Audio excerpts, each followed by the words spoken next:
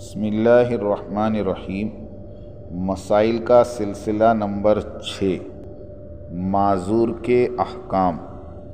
7 رجب سن 1443 ہجری مطابق 9 فروری 2022۔ معذور شرعی کون؟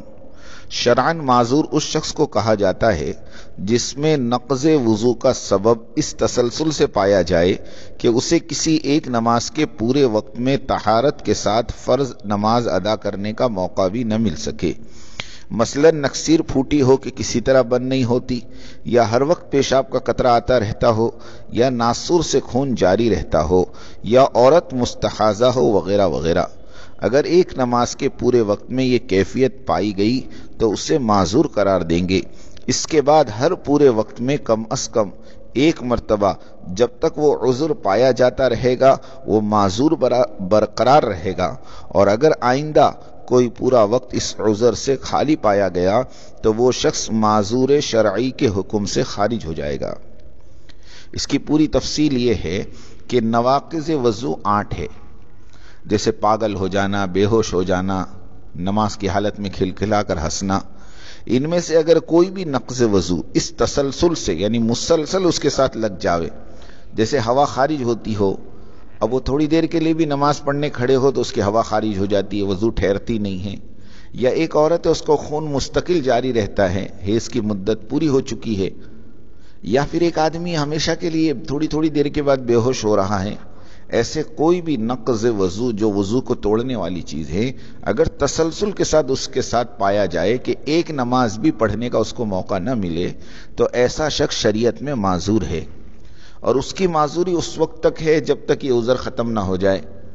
مثلاً ایک نماز کا وقت ایسا گزر گیا جس میں وہ عذر ختم ہو گیا، مثلاً ایک نماز ایسی گزری جس میں ایک مرتبہ بھی وضو نہیں ٹوٹا، یا عورت کا خون بند ہو گیا، یا بے ہوشی کے دورے پڑنے بند ہو گئے، تو وہ آدمی معذوری کے حکم میں سے باہر آ جائے گا۔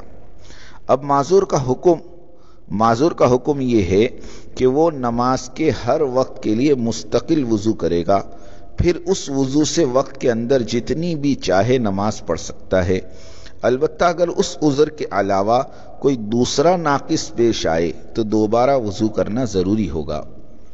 مطلب یہ ہے کہ اب وہ معذور ہو چکا ہے، اب اس کو چاہیے کہ ایک وضو کر لے فجر میں، تو فجر کے وقت میں جتنی نماز پڑھ سکے، قرآن پڑھ سکے وہ پڑھے۔ اگر اس کا نقض وضو پیش بھی آئے گا تو اس کا وضو نہیں ٹوٹے گا، بلکہ اس کا وضو شمار ہوگا، لیکن جیسے اس نماز کا وقت ختم ہو گیا اس کا وضو بھی خود بخود ٹوٹ جائے گا۔ فجر کی نماز کے وضو سے اشراق کی نماز نہیں پڑھ سکتا، کیونکہ فجر کا وقت ختم ہوتے ہی اس کا وضو ٹوٹ جائے گا۔ ایسے ظہر کی نماز کے وضو سے عصر کا نماز نہیں پڑھ سکتا۔ اس کو کہتے ہیں کہ ہر وقت کے لیے آدمی مستقل وضو کرے، لیکن اس عذر کے علاوہ کوئی دوسرا وضو ناقص پیش آئے، مثلا ایک آدمی کو ہوا کی تکلیف ہے، گیس کی تکلیف ہے، لیکن وہ بے ہوش ہو گیا، یا اس نے پیشاب پاخانہ کر دیا، تو اس کا وضو اس پیشاب پاخانے کے کرنے کی وجہ سے یا بے ہوش ہونے کی وجہ سے ٹوٹ جائے گا، وہ صرف اسی عذر میں کام ہوگا۔ معذور کا وقت سے پہلے وضو کرنا۔ معذور شخص نے کسی نماز کے وقت سے پہلے دوسری نماز کے وقت میں وضو کر لیا تو اس وضو سے اگلے وقت کی نماز پڑھنا درست نہیں، اس لیے کہ وقت نکلنے سے معذور کا وضو ٹوٹ جاتا ہے۔ اشراق یا چاشت کے وضو سے ظہر کی نماز۔ جو شخص شرعاً معذور ہو وہ اشراق یا چاشت کے وضو سے ظہر کی نماز پڑھ سکتا ہے، جبکہ اس دوران کوئی نیا ناقص پیش نہ آیا ہو۔ کیوں کہ اشراق سے زوال تک کا وقت کسی خاص نماز کے لیے متعین نہیں ہے، اس لیے اب اس کا وضو ظہر کی نماز کا وقت ختم ہونے تک چلے گا۔ نماز کا وقت داخل ہونے کے بعد عذر پیش آیا۔ اگر وقت شروع ہونے کے بعد کوئی ایسا زخم ہو گیا جس سے خون بند نہ ہو رہا ہو تو ایسا شخص آخری وقت تک انتظار کے بعد وضو کر کے نماز پڑھ لے گا، اور دوسری نماز کے پورے وقت میں بھی وہ خون جاری رہا تو پہلی نماز کا اعادہ ضروری نہیں، کیونکہ عذر متحقق ہو گیا، اور اگر پورے وقت خون جاری نہیں رہا تو پہلی نماز کا اعادہ لازم ہے، کیونکہ یہ شخص معذور شرعی نہیں بنا۔ مستقل ایک نماز کا وقت پورا ہونے تک اگر خون بند نہیں ہوا تب جا کر وہ شخص معذور ہوگا۔ اگر اس سے پہلے اس کا خون بند ہو گیا تو وہ چونکہ معذور نہیں ہوا، اس لیے اس کو پچھلی نماز دہرانی پڑے گی۔ نیا عذر پیش آنے سے نقض وضو۔ اگر معذور شرعی نے سابقہ عذر رہتے ہوئے وضو کر لیا، پھر نئے عذر میں مبتلا ہو گیا، مثلا بدن میں دوسرا زخم بہنے لگ گیا، تو اس کی وجہ سے اس کا وضو ٹوٹ جائے گا۔ اب دو عذر جمع ہو گئے، اس کے بعد اب جب وضو کرے گا تو وہ دونوں عذر کے لیے شرعی ہوگا۔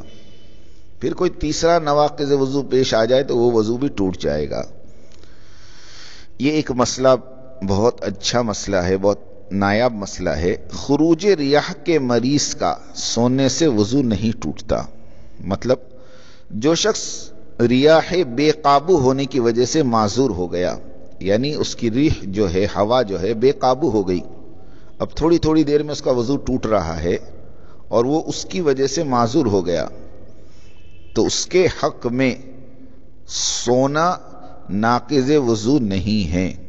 یعنی ایسا شخص اگر سوئے گا تو بھی اس کا وضو نہیں ٹوٹے گا، اس لیے کہ نوم یعنی نیند بذات خود موجب نقض وضو نہیں ہے، بلکہ خروج ریاح کے غلبے سے اس پر ناقص قرار دیا گیا۔ جب یہ شخص نفس خروج ریاحی میں معذور ہے تو اس کے حق میں خروج ریاح کے اندیشے کا بھی کوئی اعتبار نہیں۔ اس مسئلے کو بہت دھیان سے سمجھے کہ ایک آدمی کو ریح کا مرض ہے، ہوا نکلنے کا مرض ہے، اب اگر وہ آدمی سو بھی جاتا ہے تو بھی اس کا وضو نہیں ٹوٹے گا۔ مطلب وہ جو معذوری کا وضو ہے وہ چلتا رہے گا جب تک نماز کا وقت پورا نہیں ہوگا، اس کا وضو شمار ہوگا۔ کیونکہ سونے پر جو وضو کے ٹوٹنے کا حکم ہے وہ اس اندیشے میں ہے کہ ہو سکتا ہے سونے کی حالت میں اس کی ہوا نکل گئی ہو۔ یہ بات سمجھے آپ، سونے پر نواقض وضو جب ہیں جب یہ اندیشہ ہوتا ہے کہ سونے کی حالت میں ہو سکتا ہے ہوا نکل گئی ہو، ورنہ خود بذات خود سونا یہ نواقض وضو نہیں ہے۔ اسی لیے آپ دیکھو گے کہ مسئلے میں یہ ہے کہ ٹیک لگا کر سونا، سونے سے وضو نہیں ٹوٹتا، ٹیک لگانے سے ٹوٹتا ہے، کیونکہ ٹیک لگانے میں یہ اندیشہ ہے کہ ہو سکتا ہے اس کی ہوا نکل گئی ہو۔ قطرے کے مریض کے لیے طہارت کا آسان طریقہ، یہ مسئلہ ہر ایک کو پیش آتا ہے۔ جس شخص کو پیشاب کے بعد دیر تک قطرہ آتا رہتا ہو، اسے چاہیے کہ پیشاب سے فراغت پر سوراخ کے اندر کوئی چیز مثلاً روئی وغیرہ رکھ لے تاکہ اس کے اندرونی حصے سے پیشاب باہر نہ آنے پائے، اس لیے کہ جب تک پیشاب کا قطرہ باہر نہ آئے گا اس کا وضو نہیں ٹوٹے گا۔ لیکن روزے کی حالت میں اس عمل کو نہ کرنا اولی ہے۔ یعنی جس کو پیشاب کے قطرے آتے ہیں وہ اپنے پیشاب کے سوراخ میں روئی رکھ لیں تاکہ پیشاب کا جو قطرہ باہر آتا ہے وہ نہ آوے اور اس کا وضو نہ ٹوٹے۔ اللہ پاک ہم سب کو ان باتوں پر کہنے سننے سے زیادہ عمل کی توفیق عطا فرمائیں۔ انشاءاللہ باقی کے احکامات انشاءاللہ ہمارے مسائل کے سلسلہ نمبر 7 میں سنیں۔